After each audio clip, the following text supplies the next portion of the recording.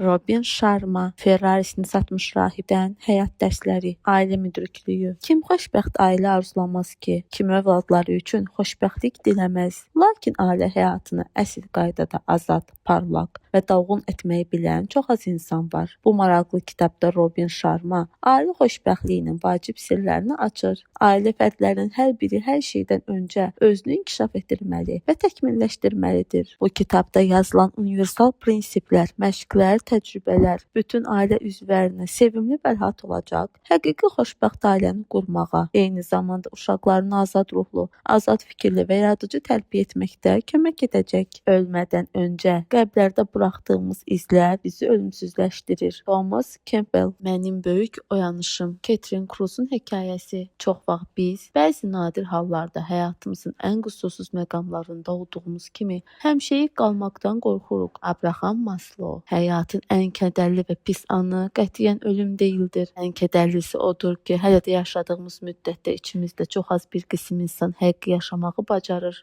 Bizlərin çoxu çərçivədə yaşayır. Bədii ifadə ilə desək, həyat oyunlarında böyük risklərə getməyərək ruhlarının genişliklərini və insaniyyətlərinin önə çıxmasına imkan yaratmırlar. İllər ərzində mən bir şey öyrənmişəm. Həyatda önəmli olan nə qədər pul yığdığın deyil və ya kolleksiyana neçə oyuncaq avtomobil əlavə etdiyin deyil, neçə istedadı diri-diri torpağa bastırmağa qoymayaraq çalışıb dünyaya fayda verilməsinə kömək etməyindir. Vacib olan neçə həyatı yaxşıya doğru dəyişdiyiniz, özünüzdən sonra nə qoyduğunuzdur. Lev Tolstoy necə gözəl söyləmişdir. Əgər tək özün üçün yaşayırsansa, o zaman özünün həqiqi mənini yalnızca bir hissəsini yaşayırsan. Əgər başqaları üçün yaşayırsansa, o zaman məninin necə genişləndiyini duyacaqsan. Bu sadə müdrikliyi anlamaq üçün mənim 40 ilim sərf olundu. Əsl uğurun nəyə nail olduğun deyil, dişinlə dırnağınla nəyə əldə etdiyindir. Bunu anlamaq üçün 40 bütöv il keçdi.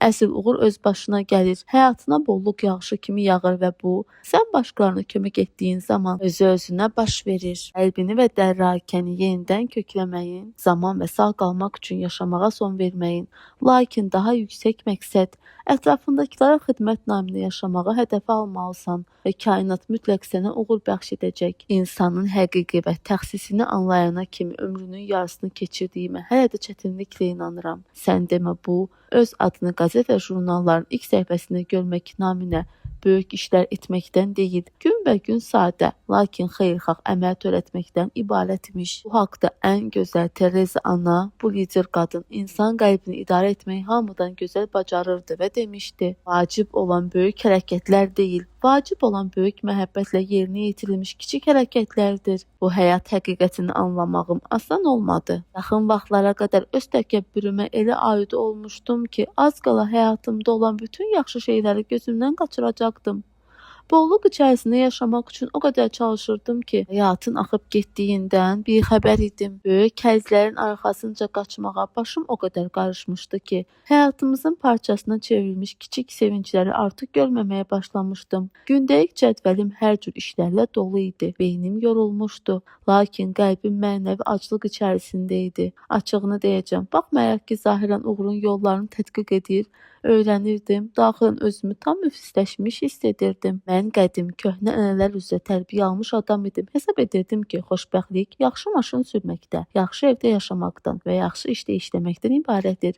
Mən hər hansı bir insanı dəyəri barədə mühakimə yürüdərkən, onun qəlbinin böyüklüyü, xarakterinin gücü ilə deyil, pul kisəsinin qalınlığı və bank hesabındakı pulun həcmi ilə ölçürdüm. Sadəcə həmin dövrlərdə mən həyatın əsl məğzini dərk etmir, necə yaşamalı olduğumu anlamırdım. Bəlkə də buna səbəb mənim əhatəm idi. Ancaq mən işgüzar aləmdə dolanırdım və ətrafda tanıdığım hər kəs bu fikrə sahib idi. Bizim hamımız günümüzün ən yaxşı saatlarını, bizi arzuladığımız direktor kürsüsünə, Hamptonsda yerləşən dəbdəbəli yay malikəsinə, bəlkə də Fransanın dağ sanatoriyasında olan evə aparan uğur pillələrinə həsr edirik. Hamımız tanınmış, hörmətli, sevilən olmaq niyyətindəydik. Ağlasılmaz var dövlət xülyasındaydıq. Lakin anlayırdıq ki, bunun üçün də bizim tələbkar olmağımız gərək idi. Gələcəkdə ailə və uşaq sahibi olmağı düşündüyümə baxmayaraq ən ümdə arzum öz şəklimi Forbes və ya Fortuna jurnalının üz qabağında görmək idi. Şəklin altında isə belə yazılacaqdı. Catherine Cruz bütün qaydaları pozmuş və qalib gəlmiş iş baş direktor. Bəli, xəyallarımda təsvir olunan, çəmənlikdə qaçışan və birlikdə oyunlar oynadığımız uşaqlar deyil, şöhrət, pul və uğur idi. Ya gedərkən yolda dayanmadan bu cür affirmasiyaları təkrarlayırdım. Bugün həyatımın ən yaxşı günü olacaq və ya məndə milyonier zəkası və döyüşçü qəlbi var. Oxucum, başını necə narazılıqla yellədiyini görürəm. İnan, o zamanlar mən uğur qazanmaq üçün elə aludə olmuşdum ki, bu yolda hər şeyə hazır idim. Məndən gözlənilən sözləri söyləyirdim. Keçməyə yol tapmaq üçün bir addım irəlidə gedirdim və yolumun üstündə duranında vay halına. O zamanki halımla fəxr etdiyimi söyləməyəcəm. Sadəcə nə cür insan olduğumu səmimiliklə və bəzək düzəksiz sizə çatdırmaq istəyirəm. Mən həm də rəhimsiz, sərt, təkəbbürlü və tabiçi idim. Qəlbimi qıfıllamışdım. Heç bir emosiyaya da yol verməzdim. Çünki qəti qərarımı vermişdim. Dünya qəddardır və bu dünyada nə əldə etmək istəyirsənsə, sən də onu ayaq uydurmalısan. Amma bu mənim öz ətrafıma qurduğum dünya idi. Həyatım tam anlamda işdən ibarət idi və qəti bilirdim ki, sonda uğur zirvəsinə mütləq çatacağam. Yatağımın divarında həyat kredom hesab etdiyim məşhur Amerika şairi Henry Longfellow'un sözləri asılıb. Həyat bizi səsləyir, duhallığa adımlamağa, zaman qumunun üstündə izlərimizi qoymağa. Təbii ki, mən və mənim biznes idarə edilməsi fakültəsində birlikdə təhsil aldığım tələbə yoldaşlarım idealı görkəmdə. Məsələn, insanlar hər şeydən öncə durur və ya heç kimə sənin nə qədər bildiyin vacib deyil, vacib olan sənin qəlbinin nə qədər geniş olmasıdır kimi boş və gəlişi gözəl sözləri sərf etməyi çox yaxşı öyrənmişdik. Biz bu şablon sözləri qeyri-şüurlu şəkildə öz də buna inanmadan, sözlərin mənasının dərinliyinə varmadan söyləyirdik. Biz bu sözləri sığallı biznes məsləhətçilərindən və təmsilçilərindən 100 dəfə eşitmişdik. Lakin qəlbimizin dərinliklərində hər birimizin rəhbər tutduğu bir istək vardı. Sadəcə öz şəxsi marağımız naminə hərəkət etmək, məqsədimizə çatmaq. Bu yolda neçə insan tapdalayıb keçəcəyimiz mühüm deyildi. Pul və uğur yolunda biz öz ruhumuzu satmağa belə hazır idik. Biz işimizin bizdən tələb etdiyi hər şeyi yerinə yetirirdik. Etiraf edirəm ki, həmin cavan vaxtlarımızda bütün bunlar bizə oyun kimi gəlirdi. Maraqlı oyun. Fakültəmizin birincisi olduğum üçün dünyanın istənilən şirkətində işləmək üçün seçim hüququ qazandım. Mən daimi üsyankar ruhlu olmuşam.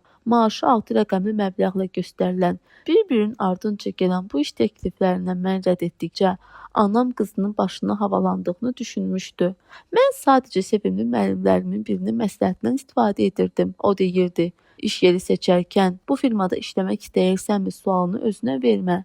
Ən yaxşı öz-özündən xəbər al. Bu firmanın idarəçisi olmaq istəyirdimmi? Mən o qədər də tanımayan maliyyə şirkətlərindən birində sürətli yüksəlmək gələcəyini vəd edən menecer vəzifəsində işə başladım. Bir də ki, bildiyiniz kimi ən biganə, lakin dəyərli işçinin müəssisənin səhmlərini tamamlandırmaq olar. Hər səhər düz saat 6-ya 15 dəqiqə işləmiş mənim müdirdən işə qəbul etməyim şərəfinə mükafat olaraq qazandığım bərq vuran qara Mercedesin poladdan və şüşədən tikilmiş 70 mərtəbəli binanın altında dayanacağa girirdim. Bu binada mən həyatımın bir neçə ilini keçirəcəkdim. Bir əlimdə Wall Street jurnalının təzə çıxmış nömrəsi, o birində isə timsah dərisindən tikilmiş iş çantamla liftə sarı addımlayır. 62-ci mərtəbəyə qalxırdım. Bizim ofis orada yerləşirdi. İndi ora mənim evim olmuşdu. Ofisə gələrək avtocavab vericini yoxlayır. Kimlərsə zəng edib mənim üçün gələn ismarçları oxuyur və dinləyirdim. Çıxlara baxır. Sonra qalan 16-17 saatımı hədsiz xaos içərisində mənəvi gərginliklə keçirirdim. Tezlikcə mənə büronu idarə etməyə həvalə etdilər.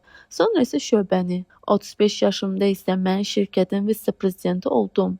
Xarici iş səfərlərini birinci sinifi təyyarə ilə uçur, elit iş adamları ilə görüşür, ən gözəl restoranlara gedir. Elə böyük müqavilələr bağlayırdım ki, həmkarlarım paxıllıqdan partlayırdılar. Budur, mənim arzum çin olmuşdu. Mənə dəbdəbəli ofis verilmişdi. Gözlədiyim kimi mənim səhmlərimin dəyəri çox yüksəlmişdi və mən özümə Fransada dağ kəndlərinin birində ev ala bildim. Bir neçə il əvvəl eyni kursda oxuduğumuz tələbə yoldaşlarımla birlikdə internet şəbəkəsində öz firmamızı açdıq. Onu Brave.com adlandırdıq. Firmamız sərt rəqabət şərtləri altında sahibkarların uğur əldə etməyə bacardığı inqilabi metodikasını işləyib hazırladı. İlk başdan bu əməlimizə sadəcə maraqlı əyləncə kimi yanaşmağımıza baxmayaraq, bir neçə ay sonra firmamız biznes aləmində əsl sensasiyaya çevrildi. Dünyanın bütün işgüzar nəşriyyatlarında adımız çəkilirdi. Ekspertlər firmamızın geniş investorlar səviyyəsində qiymətli kağızlar təklif oluna biləcək ideal namizəd olduğunu iddia edirdilər. Müştərilərimiz get-gedə artırdı. Bizi böyük sərvət gözləyirdi. Arzularım həyata keçirdi. Zənginlik, şöhrət və uğur barədə xəyallarım gerçəkləşirdi. Mənə hörmət ediləcəkdi. Qarşında təzim ediləcəkdi. Məni sevəcəkdilər. İstənilən şey, istənilən bahalı şıltaqlığı özümə rəva görə bilərdim. Nəhayət ki, özümün ağası olacaqdım. İstədiyim kimi yaşayacaqdım. Lakin zirvəyə nə qədər sürətlə qalxsam da, ürəyim bir o qədər həvəssizləşirdi. Sanki qol qanad aça bilmirdim. Özümü nə qədər aldatsam da, mən xoşbəxt deyildim. 47 il idi ki, evliydim. Lakin bizim münasibətlərimizdə zərrə qədər də olsun nə ehtiras, nə də emosional bağlılıq qalmamışdı. Ərim John Cruz'la karyeramı başladığım firmanın administrasiyası tərəfindən təşkil edilən treninqdə tanış olmuşduq. Treninqdə iştirak etmək üçün firmanın gələcəyinə çevriləcək işlər seçilmişdi. Bizi həm dincəlmək, həm də liderlik bacarığımızı təkmilləşdirmək üçün vəhşi təbiətin qoyununa aparmışdılar. John qoçaq adam idi. O zamanlar sahibkar idi və dağa ilham almaq üçün gəlmişdi. Nəticədə biz onunla gecə vaxtı dik qayalara çıxaraq olan eyni komandaya düşdük. John mənim qorxmazlığıma və mətanətimə valeh olmuşdu. Məni isə onun həyat sevgisi və yumşaqlığı özünə çəkmişdi. Biz bir-birimizi sevdik və üstündən 6 həftə keçəndən sonra evləndik. John yaxşı insandır, lakin o təbiət rəhimliliyi və ruh yüksəkliyinin dəyəri olmayan dünyada yaşamağa məhkum idi. İlk başda birlikdə olmağımız ikimiz üçün də yaxşı idi. Lakin illər keçdikcə özümüz də anlamadan xoşbəxtliyimizi dağıtdıq. O təbiətlə bağlı hər şeyi sevirdi. Təmiz havada vaxt keçirməyi xoşlayırdı. Mən isə bahalı restoranlara və ən bahalı markaların moda nümayişlərinə üstünlük verirdim. John kitabların dəlisi idi. Daim öz kitabxanasına kitablar toplayırdı. Bir də evimizin arxa həyətindəki güşəsinə çəkilib ağac oyması ilə məşğul olmağı çox xoşlayırdı. Mənim isə hobbim başqa idi. İncəsənət və nəfis şərabların kolleksiyası. Amma evliliyimizi çökdürən maraq dairəmizin fərqliliyi olması deyildi. Məsələ başqa idi. Mən demək olar ki, evdə olmurdum. Əlimə vaxt ayıra bilmirdim. İşdən evə gec, yorğun qayıdırdım. John isə həmin vaxta qədər adətən yatmış olurdu. Mən səhər tezdən oyanır, John yuxudan duran kimi çoxdan dəbdəbəli Mercedesimlə işə yola düşmüş olurdum. Elə alınırdı ki, biz eyni dam altında, lakin ərə-höz həyatını yaşayan iki insan olurduq. Mənim ruh düşkünlüyümə səbəb yalnızca əlimlə münasibətimin çıxılmaz vəziyyətə düşməsi deyildi. Ağa, həm də uşaqlar vardı. İki gözəl körpə. Yəqin bilirdim, analarını görmədikləri üçün əziyyət çəkən uşaqlarımız vardı. Məni vicdan əzabı boğurdu. Özümü son dərəcədə xudbin hiss edirdim. Uşaqlar işdən uzun müddət olduğum, evdə az göründüyüm üçün mənə heç nə demirdilər. Şikayət etmirdilər, lakin onların qəmli gözlərindən dərin kədəri və məyusluqları oxunurdu. Onlara ana lazım idi. Mənimlə vaxt keçirmək onlar üçün hava, su kimi vacib idi. Bəli, onlar məni ana adlandırırdılar, lakin mən onlara yaxşı ana ola bilmirdim. Bu mənə əziyyət verir, məni boş-boşuna həyatımı yaşayırmış kimi bir hisslər qovururdu. Oğlumuz Porter'ın 6 yaşı hələ təzə tamam olmuşdu. Kızım Sarita'nın isə hələ 3 yaşı vardı. Bilirdim ki, bu erkən yaşlarda uşaqların xarakteristikasının bir növrəsi qoyulur və bu dövrdə onlara diqqət mümkün qədər çox yetirmək lazımdır. Uşağın bu inkişaf dövründə onu sevgi ilə əhatə etmək, valideyn diqqəti ilə sevindirmək, rəhimli və ədəbli olması üçün nümunə olmaq, körpə beyinlərinə nəyin yaxşı, nəyin pis olması barədə təsəvvürlərin bir növrəsini qoymaq, hələ bəlkiməmiş körpə qəlblərinə müdriklik dərsləri keçmək vacib idi. Bilirdim ki, uşaqlarımla birlikdə vaxt keçirmədiyim üçün nə vaxtsa çox peşman olacağam.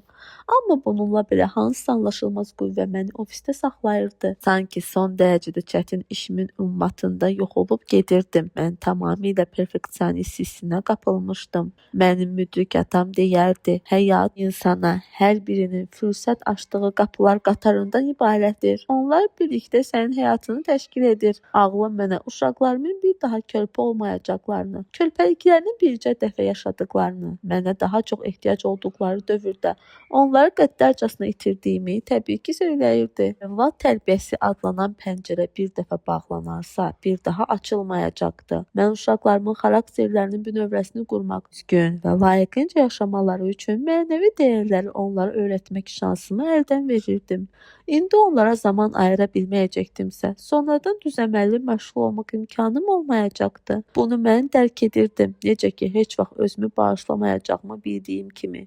Hesab edirəm ki, bu ağılsız həyat ritmini dəyişməyə mənim iradəm çatmırdı. Çünki öz düşüncələrimlə tənha qalmaqdan qorxurdum. Fikrə dalmaqdan canıma vəlvələ düşürdü. Mənim dəyərlər sistemim necədir? Mənəvi öncəliyim necədir? Anlamam üçün zəkamda çatmırdı ki, öncəliklərimin nəticəsi olan dəlicəsinə həyat ritmi mənim öncəliklərimin nəticəsidir. Mən həyatımda var dövləti və karyeranı hər şeydən yüksəkdə tutduğum üçün çaxda qaçan sincab kimi bütün günü çalışır, uşaqlarımı görmürdüm. Bunu o zamanlar mən dərk etmirdim. Var gücümlə vəziyyəti yüngülləşdirmək, sürəti azaltmaq, ahənglə yaşamağa çalışırdım.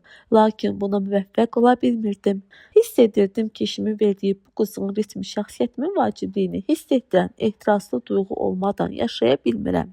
Baxmayaraq ki, tez-tez söyləyirdim, ailə hər şeydən öndə durur. Ancaq əməldə hər gün bu prinsipi pozurdum. Həyatımı qurduğum tərz sübut edirdi ki, uşaqlarım və ərim həyatımda sonuncu yerləri tuturlar. Birinci yerdə isə karyera, şöhrətpərəst ambisiyam və daha çox varlanmaq istəyim dururdu. Mənim pis yaxşı həyat təcrübəm, Catherine Crossun hekayəsinin davamı. Əgər mənə həyatımı yenidən yaşamağa fürsət versəydilər, onu tamam başqa cür yaşayardım. Daha çox dincələr, rahatlayardım. Daha az səfehliklər edərdim. Tez-tez dağa çıxar, çayda çimər. Gün batımının seyrindən həzz alardım. Əsl çətinlikləri daha çox, uydurma problemləri isə daha az yaşayardım. Əlbəttə, həyatda xoşbəxt anlarım olub, lakin yenidən yaşasaydım, çalışardım ki, belə anlarımın sayı daha da çox olsun. Ümumiyyətlə çalışardım ki, həyatım bütövlükdə onlardan ibarət olsun. Bir də az qala unutmuşdum. Daha çox çiçək toplayardım. Nadine Stair, 89 yaş. İnsanların çoxu həyatın nə olduğunu yalnız ömürlərinin qürubuna çatanda, yaxud da ölümdən qabaq kəşf edirlər. Ölüm qapısının kənarında olanda qəflətən insan varlığının sonuna gəldiyini dərk edir. Həyatda nələri əldən buraxdıqlarını anlayırlar. Bu cəhətdən həyat qətardır. Çox vaxt elə olur ki, öz qiymətli nemətlərini sadəcə yaşlı vaxtımızda bizə təqdim edir. Cavanlıqda bütün həyatımız hələ qarşıdayıkən biz onu necə gəldi yaşayırıq.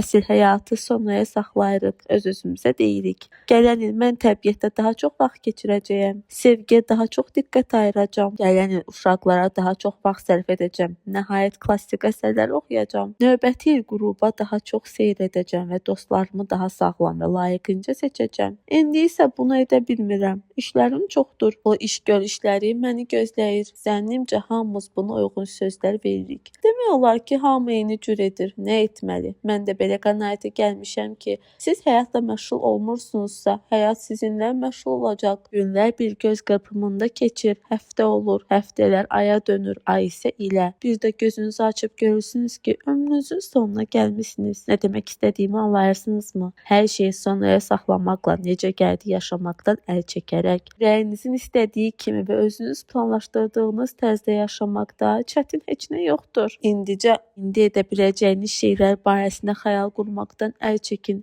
Həyatınızı dolğun və mənalı etməyə çalışın. Ruhan zəngin və həyəcanlı olun. Ürəyinizin səsini söylədiyi reallığı özünüzə qurmağa çalışın. Vaxt itirməyin, elə bu gündən başlayın. Ölüm qabağı heyfslənməyəcəyiniz həmin həyatı yaşamağa başlayın. Mark Twainin məşhur deyimini xatırlamaq istəyirəm. Elə yaşayın ki, dəfninizdə hətta dəfn dairəsinin nümayəndələri belə hönkürtü ilə ağlasınlar. Biz qəribə dünyada yaşayırıq. Sivilizasiya inkişaf mərhələsinə çatıb ki, raketi ataraq hədəfi millimetrə qədər dəqiqliklə vura bilər. Lakin bununla belə bir küçənin o biri səmtinə keçib yeni gələn qonşu ilə ünsiyyət qurmağa çətinlik çəkirik. Uşaqlarımızdan çox televizora vaxt ayırırıq. Dünyanı necə dəyişdirəcəyimizi söyləyirik, lakin özümüzü dəyişdirmək iqtidarında deyilik. Bizə elə gəlir ki, qarşımızda bütöv bir həyat var. Amma aydın olur ki, ömrün sonu çatır. Bu zaman yaşadığımızı analiz etməyə imkan olmur və biz əlimizdən buraxdığımız şanslarımızı bir-bir xatırlamağa başlayırıq. Mən çoxlu sevinclər yaşamışam, amma onların sayı daha çox ola bilərmiş. Mən xeyirli işlər görmüşəm, lakin kifayət qədər deyil. Daha xeyirxah olmaq lazımmış. Həyatımı başqa cür ayrı insan kimi yaşaya bilərdim deyə kədərli düşünürük. Təəssüf ki, artıq çox gecdir. Çox vaxt biz həyata yalnız gözlərimizi əbədi yumacağımıza az qaldığı zaman ayılırıq. Xoşbəxtlikdən mənim bəxtim gətirdi. Mən tez oyandım. Məsələ belə oldu. Mən San Francisco'da BraveLife.com saytımızın təqdimatını keçirəcəyim və uğurlarından bəhs edəcəyim iclasa tələsirdim. Qar çovğunu olduğu üçün bütün şəhərdə tıxac idi. Mən də az qala təyyarə reisinə gecikəcəkdim. Amma bununla belə son anda təyyarəyə minməyə müvəffəq oldum. 2 nəfər həmkarım yumşaq oturacaqlarda rahat oturub, gözəl şərabdan içərək təqdimatı necə daha gözəl keçirmək mümkün olduğu barədə söhbət edirdilər.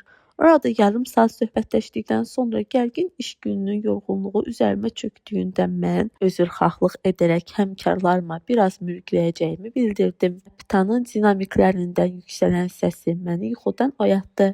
Hörmətli sərnişinlər, təyyarəmiz turbulentlik zonasına daxil olur. Zəhmət olmazsa kəmərlərinizi bağlayın, oturacaqlarınızı qaldırın, açılan stolları qatlayın və səbirli olun. Təlimat standart idi, elə bizi ürəkləndirməyə cəhd edən zarafata. Kapitanın var gücü ilə sakit və əmin danışmağa çalışmasına baxmayaraq, səsindəki titrəyiş onu ələ verdi. Mən qorxdum, doğrudanmı ciddi nəsə olub? Bizi həqiqətənmi təhlükə gözləyir? Kapitan yenidən danışdı. Mənim ürəyim çırpınmağa başladı. Hava korlanıb, görünür hələ də pis olacaq, o dedi. Xahiş olunur, kəmərlərinizi açmayın, oturacaqların söykənəcəyi şaquli vəziyyətdə saxlayın. Yenilik olduğunda sizə bildirəcəm. Hazırda biz çovğunda uçuruq. Həmin an təyyarənin salonundakı işıqlar söndü və tutqun zəif qəza lampaları yandı. Təyyarə səngi qızdırmalı kimi titrəyirdi. Qablar, jurnallar və başqa xırda əşyalar döşəməyə çırpılırdı.